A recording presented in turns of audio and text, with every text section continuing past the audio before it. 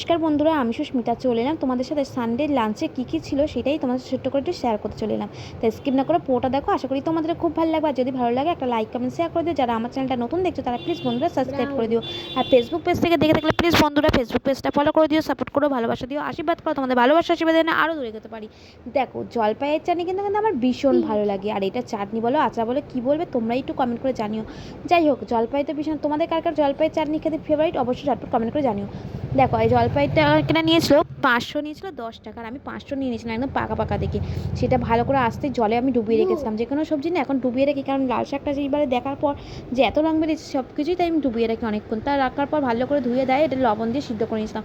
তারপর এখানে স্বাদ মতন লবণ, চিনি, সর্ষের তেল, কাঁচা সর্ষের তেল দিয়ে ভালো করে মেখে নিয়েছিলাম। দেখো হেব্বি সুন্দর, আমার কিন্তু খেতে ভীষণ ভালো লেগেছিলো। আর দুপুরের লাঞ্চে ছিল দেখো একদম সিম্পল, যেটা উচ্ছে ভাজা, একটু শসা কেটেছিলাম স্যালাডে, আর এখানে ছিল পেঁয়াজ করি, আলু ভাজা, আর ডাল সিদ্ধ, আর এখানে করেছিলাম একদম পাবদা মাছের ঝাল, আর লাস্টে ধনেপাতাটা দিয়েছিলাম। কেমন লাগলো তোমাদের ঝটপট কমেন্ট করে জানিও বন্ধুরা। বাই বাই, দেখাবে নেক্সট ভিডিওতে। সবাই খুব ভালো থাকবেন, সুস্থ থাকবেন। আজকের মতো টাটা।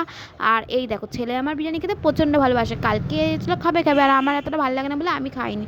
ও একটু খেয়ে সেটা রেখে দিয়েছিলাম, আজকে এটা গরম করে দিয়েছিলাম। তোমাদের কেমন লাগলো অবশ্যই কমেন্ট করে জানিও বন্ধুরা। Bye bye. আজকে কী মেনু ছিল অবশ্যই ঝটপট কমেন্ট করে জানিও বন্ধুরা। বাই বাই, দেখাবে নেক্সট ভিডিওতে। আজকের মতো টাটা।